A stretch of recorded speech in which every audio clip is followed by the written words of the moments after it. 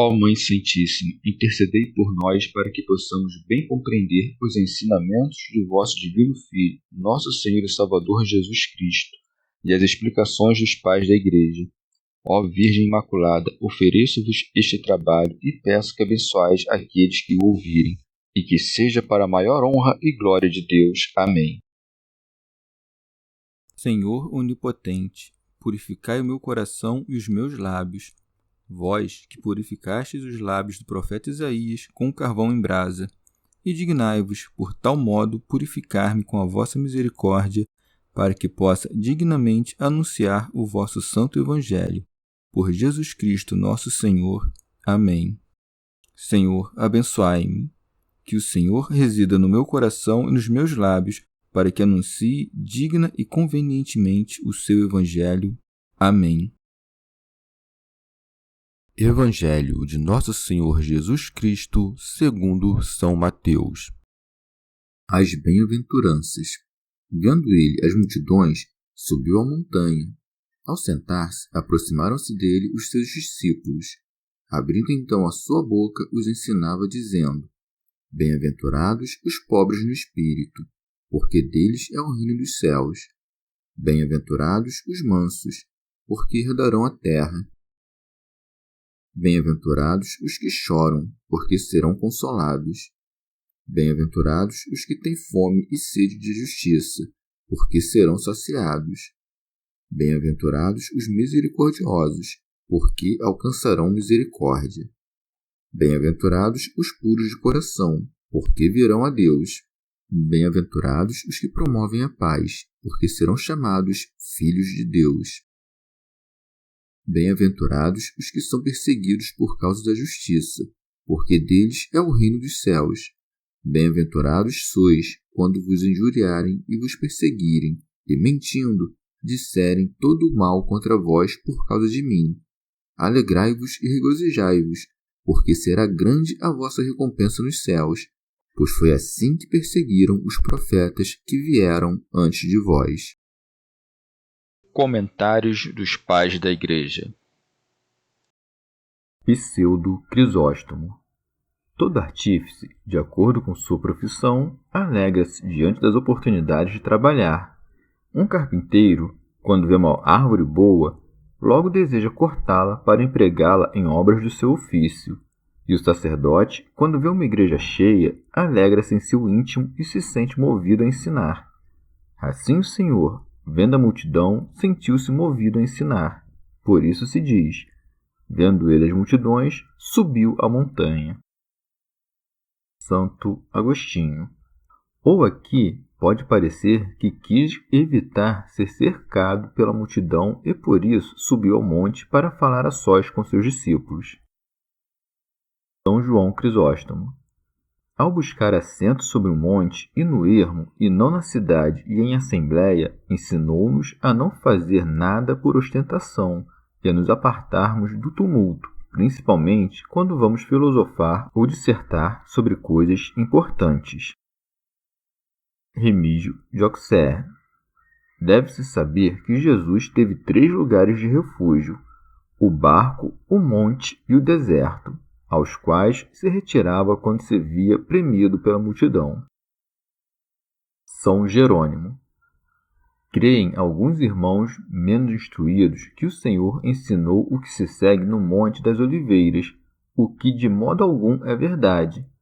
Tanto pelas coisas antecedentes como pelas seguintes, fica demonstrado qual o lugar que cremos seja o Tabor ou algum outro monte elevado. Pseudo Crisóstomo. Subiu, pois, a um monte, primeiramente para cumprir a profecia de Isaías, que diz: sobe a um alto monte. Depois, para manifestar que aquele que ensina a palavra de Deus, assim como aquele que a ouve, deve constituir-se em cume de virtudes espirituais. Ninguém pode estar no vale e, ao mesmo tempo, falar desde cima do monte. Se estás sobre a terra, falas das coisas terrenas. Mas se falas sobre o céu, fixa-te no céu. Ou, dito de outra maneira, subiu ao monte para manifestar que todo aquele que queira conhecer os mistérios da verdade deve subir ao monte da igreja, da qual o profeta disse: o monte de Deus é um monte fértil. Santo Hilário de Poitiers. Ou subiu sobre um monte, porque, posto no cume da majestade do Pai, estabeleceu os preceitos celestiais da vida. Santo Agostinho. Ou subiu sobre o monte para mostrar que eram menores os preceitos de justiça que foram dados por Deus através de seus profetas ao povo dos judeus, aos quais convinha submeter por meio do temor, e que se dispensaram maiores graças por meio do Filho de Deus, cujo povo era conveniente libertar por meio da caridade. Prossegue. Ao sentar-se, aproximaram-se dele os seus discípulos. São Jerônimo. Portanto, não fala em pé, mas sentado, porque não o teriam compreendido se lhes tivesse surgido em toda a sua majestade resplandecente. Santo Agostinho. Ou, porque ensina sentado, mostra dignidade própria de mestre. Aproximaram-se os seus discípulos para que, ouvindo suas divinas palavras, ficassem mais perto de seu corpo aqueles que dele se aproximavam com o espírito ao cumprirem os preceitos divinos. Rábano Mauro. Em sentido místico, o ato de sentar-se do Salvador representa a sua encarnação, porque, não tivesse Deus se encarnado, não teria podido o gênero humano elevar-se até ele. Santo Agostinho. Chama a atenção Mateus dizer que este sermão tenha tido lugar sobre o monte e com o Senhor estando sentado. Lucas diz que ele o pronunciou em um lugar campestre e de pé. Por aí se vê que Mateus fala de um sermão e Lucas de outro. Que importa se Cristo tiver repetido algumas coisas que já antes havia dito ou fizesse novamente o que já antes havia feito? Antes que isso tivesse ocorrido em alguma parte específica do monte, sabe-se que o Senhor esteve antes com seus discípulos, quando elegeu 12 dentre eles. Depois desceu, não do monte, mas do cume do monte para o lugar campestre, isto é, para alguma planície desse mesmo monte, onde pudessem caber muitas pessoas. Ali esteve de pé até que a gente se reuniu ao seu redor, e depois, tendo-se sentado, pôs perto de si os seus discípulos, e dessa maneira dirigiu a palavra aos discípulos, bem como às demais multidões, pronunciando aquele sermão a que se referem Mateus e Lucas, com diversa forma, mas com a mesma verdade. São Gregório Magno. Como o Senhor iria expressar os preceitos sublimes no monte, é dito como introdução. Abrindo então a sua boca, os ensinava, ele que pouco tempo antes tinha aberto a boca dos profetas. Remígio de Auxerre. Sempre que se disser que o Senhor abriu a boca, entenda-se que se seguirão coisas de grande importância. Santo Agostinho. Ou diz-se, abrindo a sua boca, para que essa mesma demora advirta sobre a larga extensão do sermão que se pronunciará. São João Crisóstomo. Ou disse isso o evangelista, a fim de que saibas que ele ensinava a sua verdade, umas vezes abrindo sua boca e outras com a voz de suas obras. Santo Agostinho. Caso se medite de maneira piedosa e conveniente, encontrar-se-á neste sermão tudo quanto diz respeito aos bons costumes e ao modo perfeito de viver cristamente. Por isso, termina assim o sermão.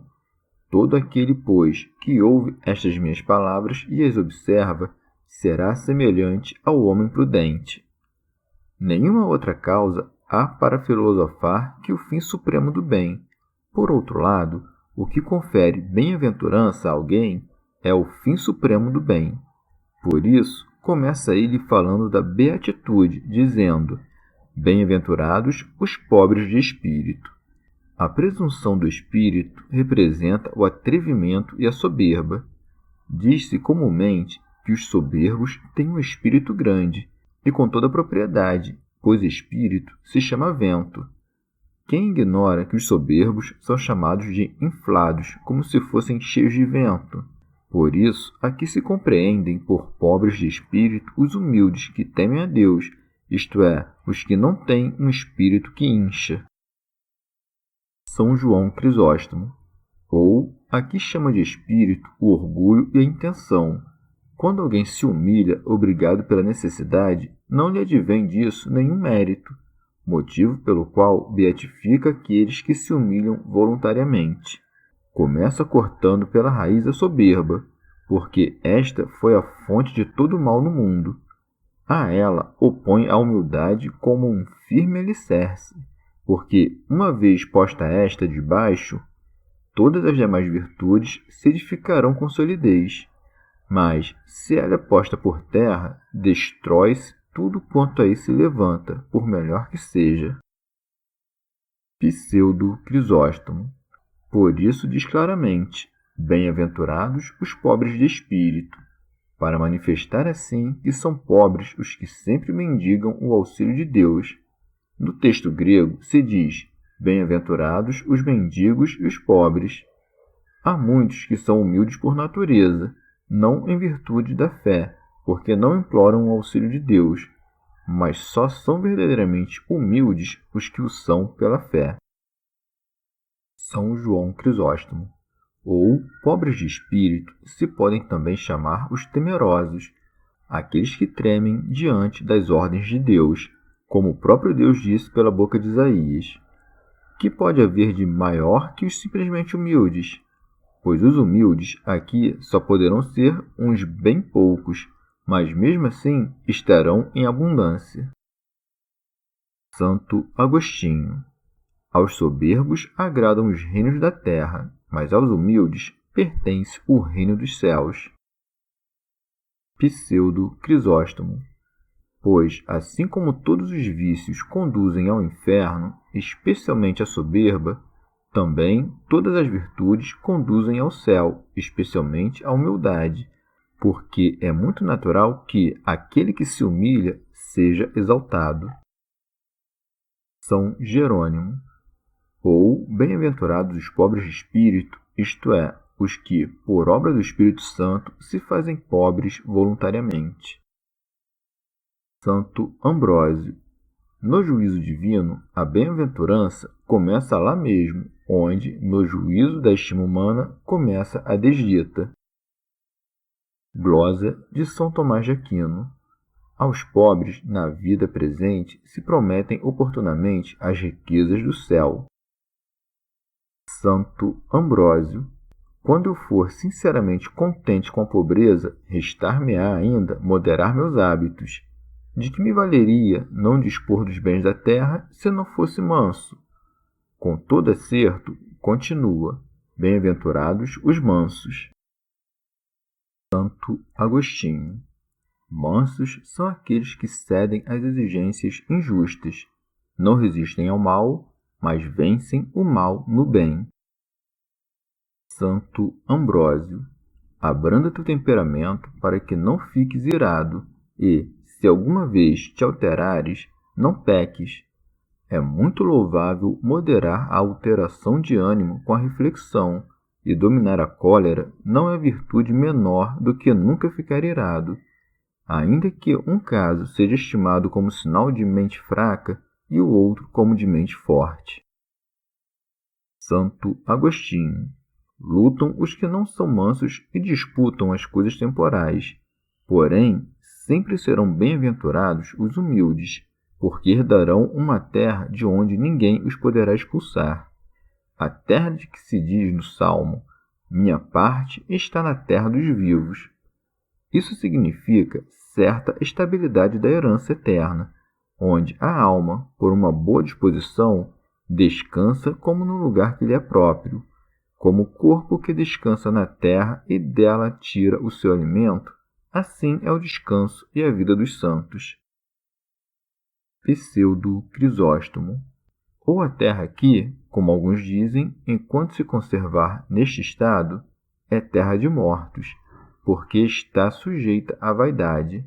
Quando se torna livre da corrupção, então se converte em terra de vivos, para que a herdem os imortais.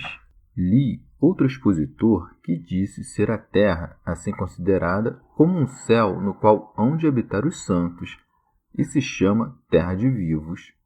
Este se pode considerar como um céu inferior, já que se considera o de cima como céu superior. Outros dizem que nosso corpo é terra, e todo o tempo em que está sujeito à morte se chama terra de mortos.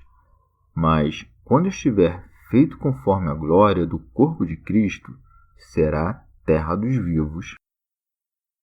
Santo Hilário de Poitiers. Ou o Senhor oferece aos mansos a herança da terra, isto é, do seu corpo, aquele que ele mesmo para si tomou. E como pela mansidão de nosso coração Cristo habita em nós, também nós, glorificados, seremos vestidos da glória de seu corpo. São João Crisóstomo. Ou, dito de outro modo, Cristo mesclou aqui as coisas sensíveis com as promessas espirituais, já que se considera que quem é manso perde todas as suas coisas.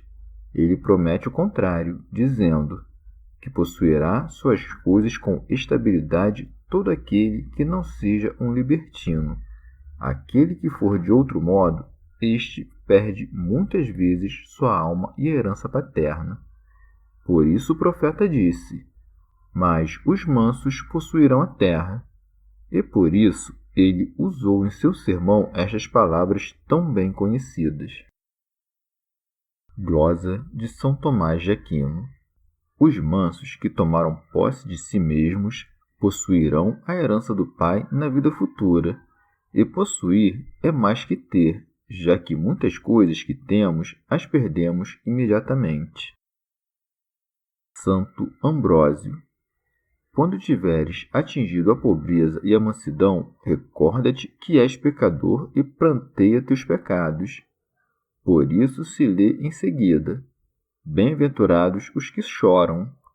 Com toda a propriedade se aplica a terceira bem-aventurança ao que chora os pecados, porque a Trindade é quem os perdoa.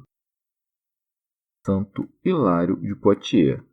Pranteiam não os que se entristeçam chorando a orfandade ou as afrontas ou outros danos, e sim os que choram seus pecados passados.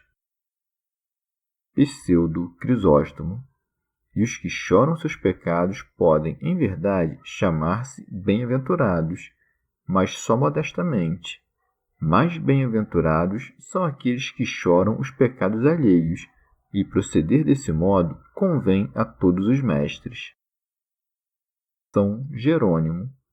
O luto de que se trata aqui não é pelos mortos segundo a lei comum da natureza, mas pelos que foram mortos em razão do pecado e dos vícios.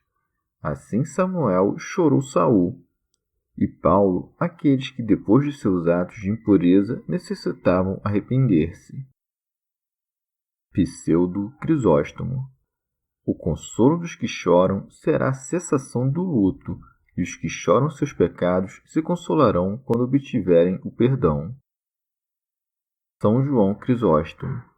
E mesmo que fosse suficiente para tais pessoas receber o perdão, ainda assim ele não se detém somente no perdão dos pecados, mas faz delas ainda partícipes de muitos consolos, tanto na vida presente como na futura.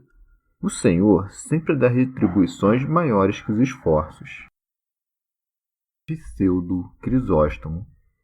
E os que choram os pecados alheios também serão consolados, já que, quando conhecerem na outra vida a providência de Deus e compreenderem que aqueles que se perderam não eram de Deus, de cujas mãos ninguém pode arrebatar nada, deixarão de chorá-los e, tendo abandonado a aflição, alegrar-se-ão em sua beatitude.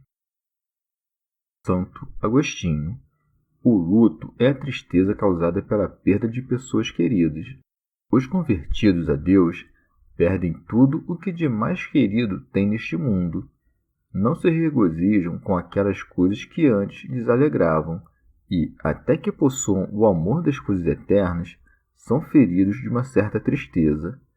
Consolar-se-ão no Espírito Santo, o qual, com toda a propriedade, se chama Paráclito, que quer dizer consolador, porque enriquece com a eterna alegria aqueles que perdem o que é temporal. Portanto se diz, porque serão consolados. Glosa de São Tomás de Aquino. Ou, por luto, se entendem também duas classes de compunção, a saber, pelas misérias desta vida e pelo desejo das coisas celestiais. Por esse motivo, a filha de Calef pediu o orvalho do céu e da terra. Esta classe de luto não a tem senão o pobre e manso, o qual, porque não ama o mundo por achá-lo pobre, deseja o céu. Por isso, se oferece oportunamente os que choram o consolo, para que aquele que se entristece na vida presente regozije-se na vida futura. É maior a retribuição do que chora do que a do pobre e manso, pois mais vale regozijar-se no reino do que tê-lo ou possuí-lo. Com efeito, possuímos muitas coisas em meio à dor. São João Crisóstomo. Observe-se que ele não propôs essa bem-aventurança inocentemente, mas com intenção e perfeição, e por isso não disse os que se entristecem, e sim os que choram.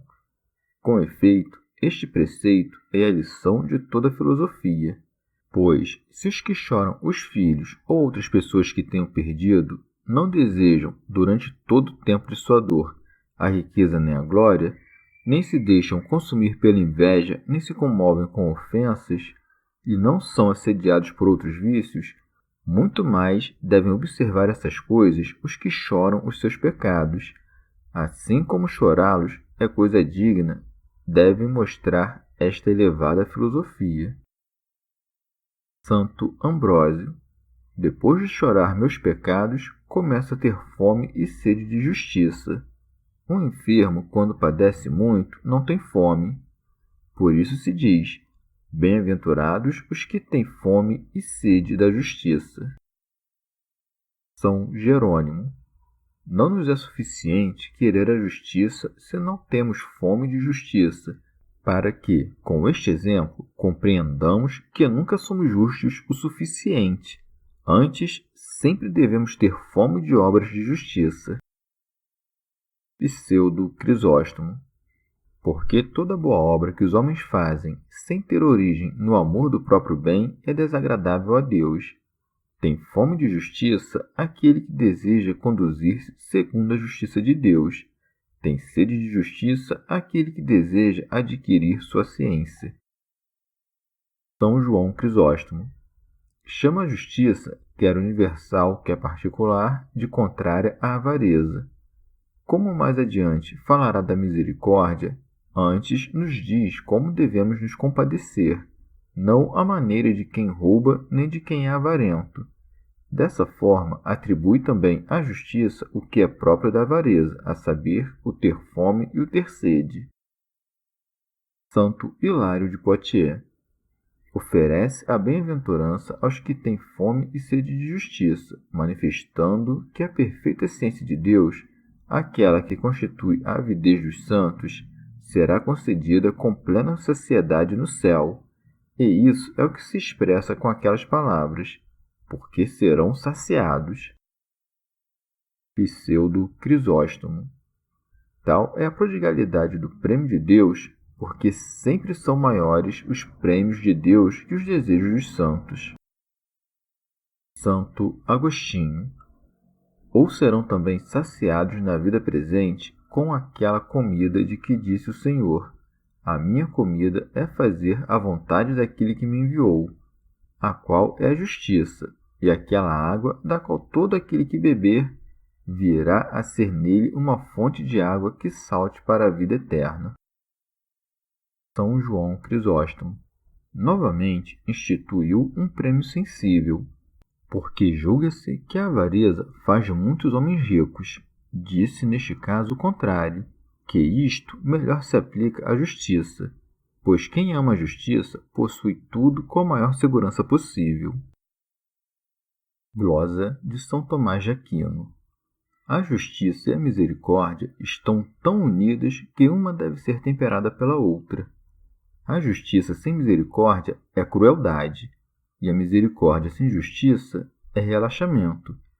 Por isso, após falar da justiça, fala da misericórdia, dizendo: Bem-aventurados os misericordiosos. Remígio de Auxerre. Chama-se misericordioso aquele que, do mesmo modo que quem tem um coração que sofre, considera a desgraça alheia como se fosse sua própria, e se dói do mal alheio como de seu próprio. São Jerônimo. Mas misericórdia é compreendida aqui não só como a que se pratica por meio de esmolas, mas a produzida pelo pecado do irmão, assim se ajudando uns aos outros a carregar o fardo. Santo Agostinho.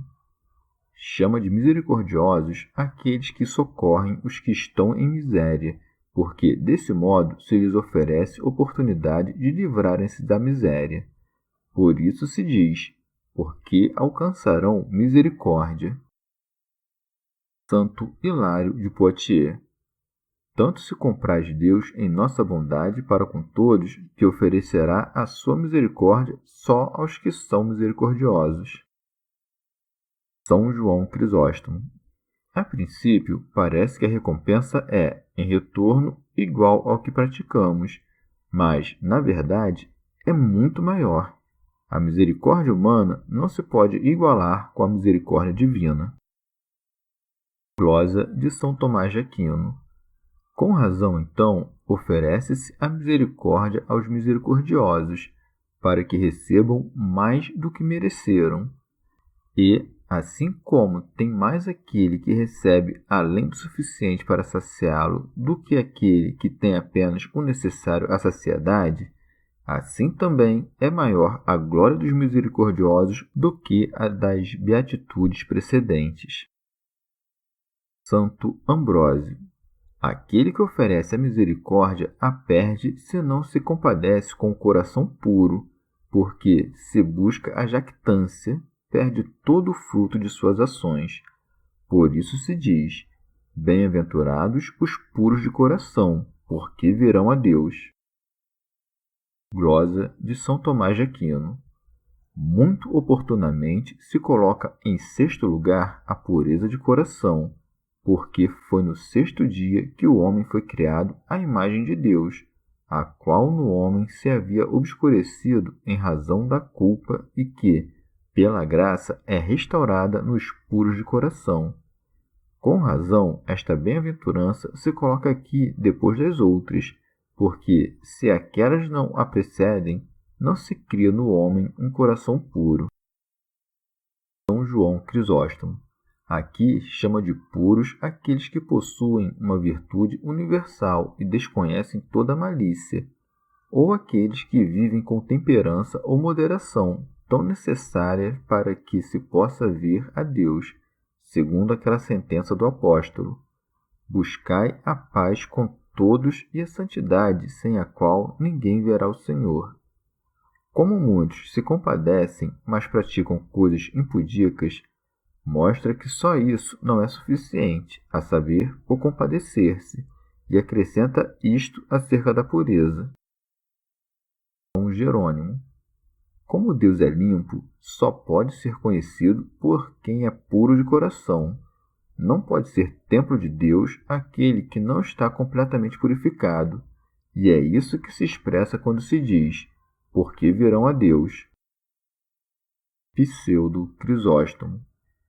Quem age e pensa acerca de tudo segundo a justiça, este vê a Deus com sua mente, porque a justiça é a imagem de Deus. Com efeito, Deus é justiça. Deve-se saber, portanto, que aquele que se afasta das obras más e pratica as boas, vê a Deus, seja com dificuldade ou plenamente, por pouco tempo ou para sempre, segundo a possibilidade humana. Na vida futura, pois, os puros de coração verão a Deus face a face, não em espelho ou feito enigma, como aqui o veem. Santo Agostinho. São tolos todos aqueles que desejam ver a Deus com os olhos externos, quando só se o pode ver com o coração, segundo está escrito no livro da sabedoria. Buscai-o com simplicidade de coração. Coração simples é o mesmo que coração puro. Se os olhos espirituais no corpo espiritual puderem ver tão somente quando podem ver estes que agora temos, certamente Deus não poderá ser visto por eles. Este modo de ver é um prêmio da fé, por meio da qual se limpam os corações, como está escrito, purificando com a fé os seus corações.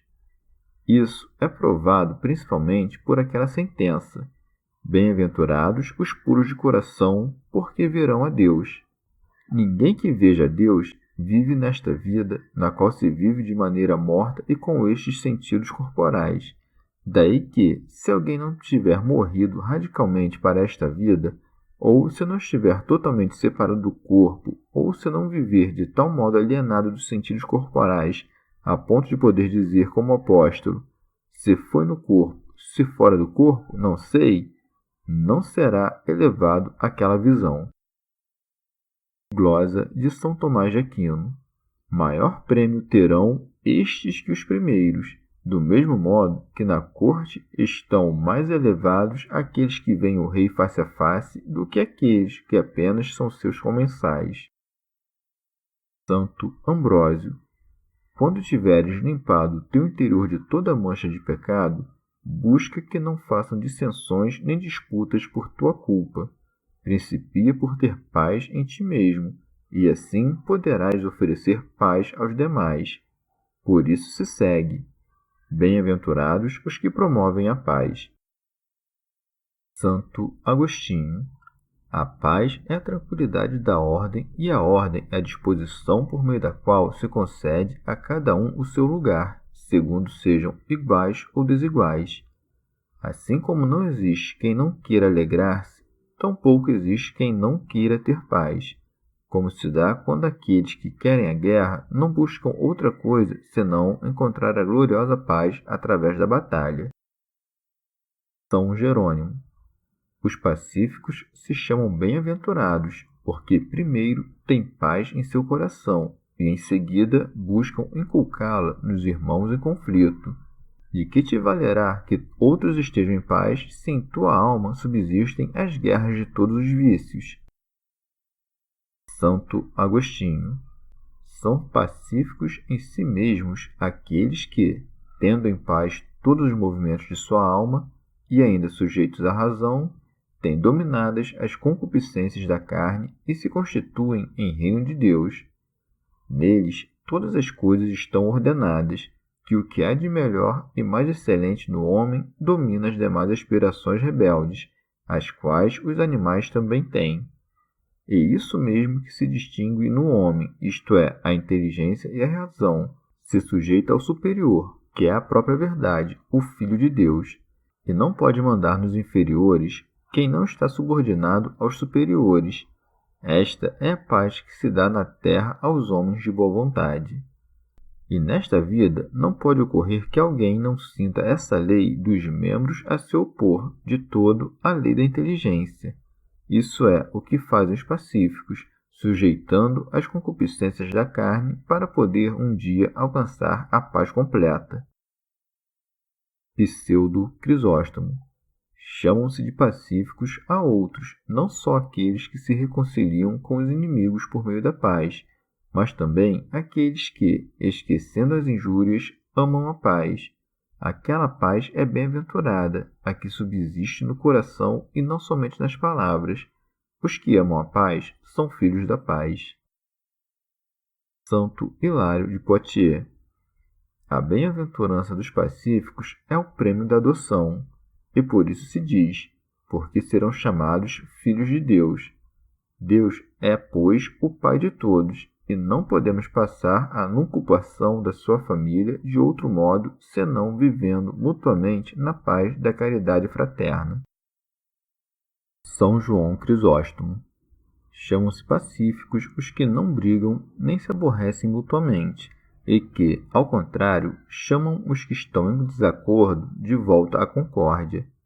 Estes, com propriedade, se chamam filhos de Deus.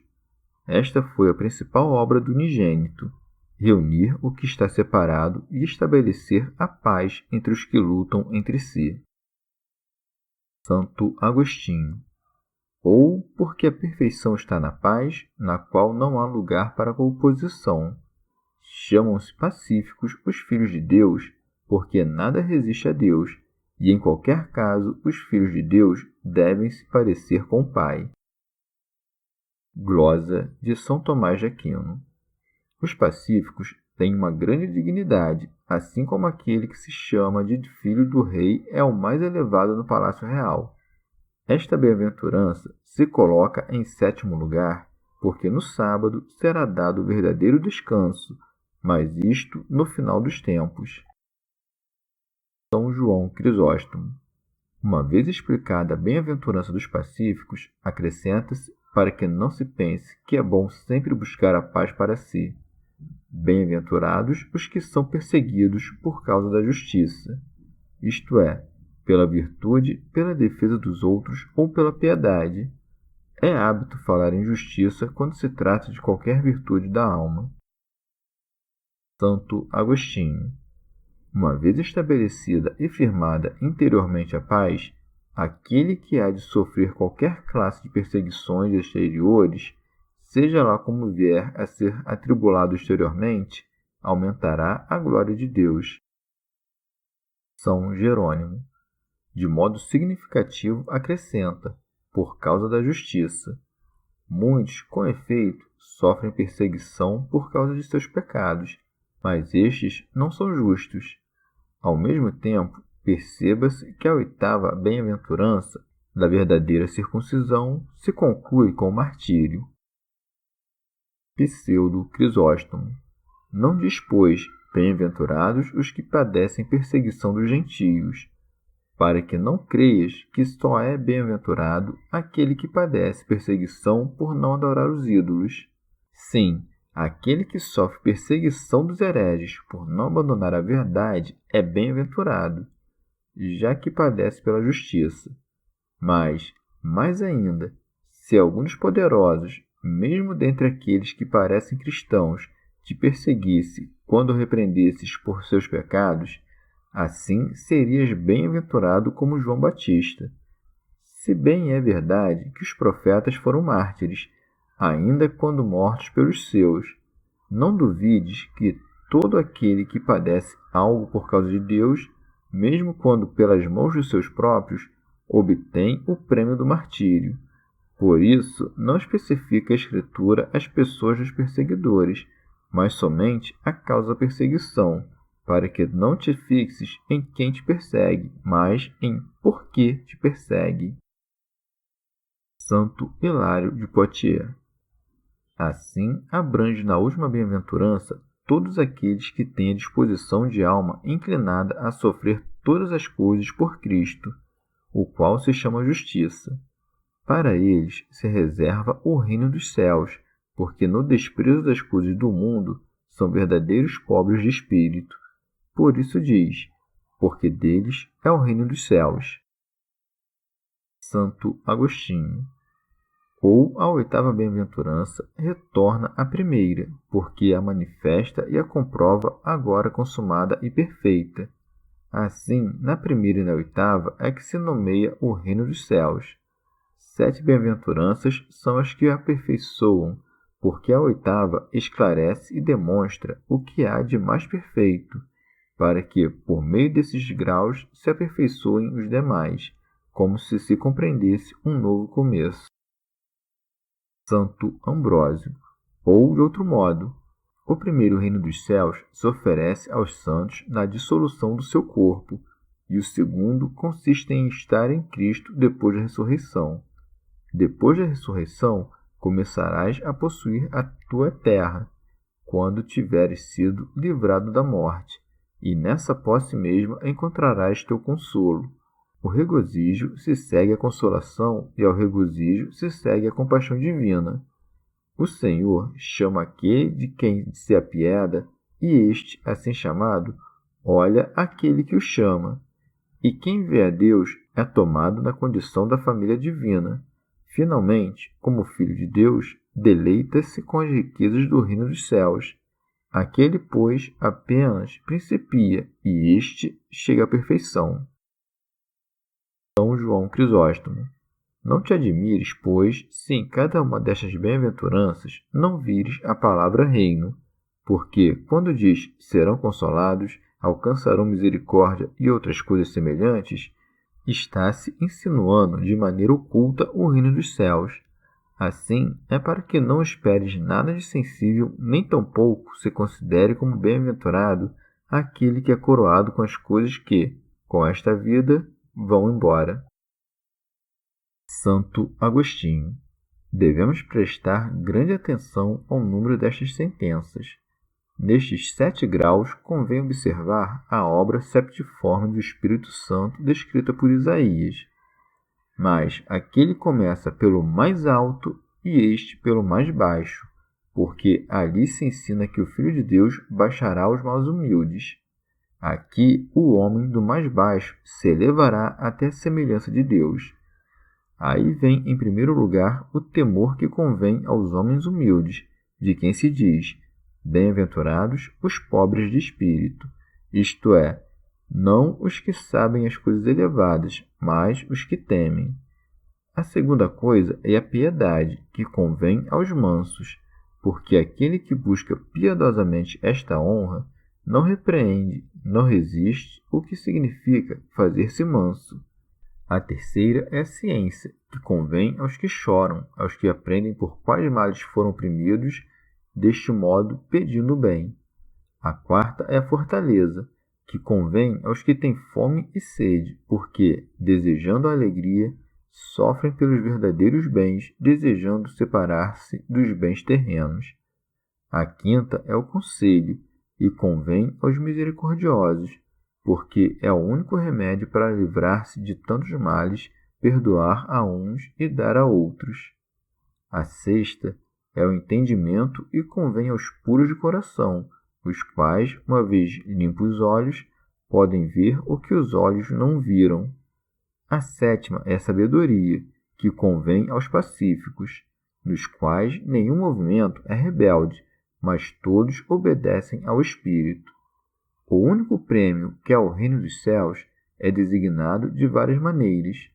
Em primeiro lugar, como era oportuno, está colocado o reino dos céus, que é o princípio da sabedoria perfeita, como se dissesse: o temor do Senhor é o princípio da sabedoria. Aos mansos se concede a herança do reino dos céus como testamento de um pai aos que buscam com piedade. Aos que choram é oferecido consolo, como conhecimento do que perderam e das coisas em que tomaram parte. Aos que têm fome é oferecida a saciedade, como alívio aos que trabalham em direção à salvação. Aos misericordiosos é oferecida a misericórdia, como que aos que seus servem do melhor conselho para que aquilo de que deram prova lhes seja concedido.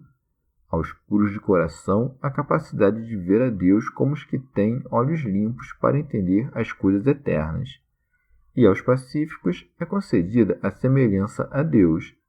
Todas essas coisas podem cumprir-se nesta vida, assim como cremos que se cumpriram com os apóstolos, porque aquilo que é prometido para depois desta vida não se pode explicar com palavras. Rábano Mauro. Dirigia Jesus as sentenças anteriores a todos. Começa então a falar dirigindo-se aos presentes, predizendo-lhes as perseguições que haveriam de sofrer por seu nome, e ainda dizendo: bem-aventurados sois, quando vos injuriarem e vos perseguirem, e, mentindo, disserem todo o mal contra vós. Santo Agostinho. Convém esclarecer a importância do que diz: quando vos insultarem e disserem toda sorte de mal, porque maldizer é dizer o mal. Porém, uma coisa é a maledicência, dita com afronta em presença daquele que se maldiz. Outra é quando se fere a honra daquele que está ausente. Perseguir é como obrigar à força ou fazer emboscadas com violência. Pseudo Crisóstomo. Se, pois, é verdade que aquele que oferece um copo de água não perde seu prêmio, também aquele que sofre a injúria de uma palavra leve não será privado do prêmio. Para que o maldito seja bem-aventurado, devem ocorrer duas coisas: que seja maldito em razão de mentira a seu respeito e por causa de Deus. De outro modo, ao faltar uma destas duas coisas, não obterá o prêmio da bem-aventurança. Por isso se diz: mentindo, disserem todo mal contra vós por causa de mim. Santo Agostinho. Considero que isso foi acrescentado em razão daqueles que querem vangloriar-se das perseguições e da fama de suas más obras. Por isso, dizem que Cristo lhes pertence porque se fala mal deles. Ao contrário, quando se fala bem, conhece-se desde logo o erro deles. E se alguma vez são atormentados por coisas falsas, não se pode dizer que sofrem estas coisas por Cristo. São Gregório Magno. Que importa que os homens nos desonrem, se tão só nossa consciência nos defende? Não obstante, assim como não devemos instigar intencionalmente as línguas dos que maldizem, para que não pereçam, assim devemos sofrer com ânimo tranquilo as que são instigadas por sua própria malícia, para que nosso mérito cresça. Por isso se diz aqui: alegrai-vos e regozijai-vos, porque será grande a vossa recompensa nos céus. Glosa de São Tomás de Aquino. Regozijai-vos com a inteligência e alegrai-vos com o corpo, porque vosso prêmio não só é grande, mas abundante nos céus. Santo Agostinho.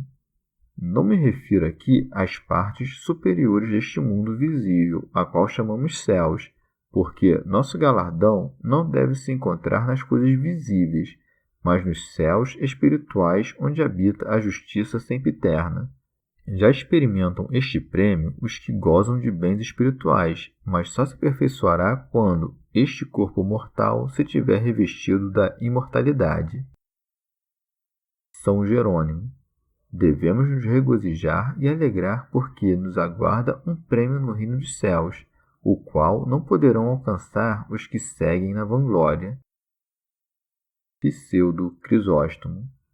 Quanto mais alguém se alegra com os elogios dos homens, tanto mais se entristece com os vitupérios, mas aquele que cobiça a glória dos céus não teme os opróbrios da terra. São Gregório Magno. Vez por outra, certamente, devemos refrear os maledicentes, para que coisas más de nós não corrompam os corações daqueles inocentes que deviam ouvir-nos para fazer o bem. Glosa de São Tomás de Aquino. Não só com a recompensa, mas também com o exemplo, Jesus exorta seus discípulos a terem paciência, como quando acrescenta: pois foi assim que perseguiram os profetas que vieram antes de vós. Remígio de Auxerre. O homem atribulado recebe um bom consolo quando recorda os sofrimentos de outros, dos quais recebe um exemplo de paciência, como se dissesse: lembrai-vos de que sois discípulos daquele de quem já foram discípulos os profetas. São João Crisóstomo. Do mesmo modo, manifesta a igualdade da sua dignidade com a do Pai, como se dissesse: assim como perseguiram aqueles por meu Pai, assim também vos perseguirão por mim. Quando diz os profetas que vieram antes de vós, indica que os apóstolos tinham sido constituídos como profetas. Santo Agostinho. Referiu aqui a perseguição de modo genérico, ou seja, tanto a maledicência quanto o ferimento da boa fama. Chegamos ao fim de mais um dia de comentários da Catena Áurea. Muito obrigado por ficarem até aqui, que Nossa Senhora derrame suas graças sobre nós e até amanhã.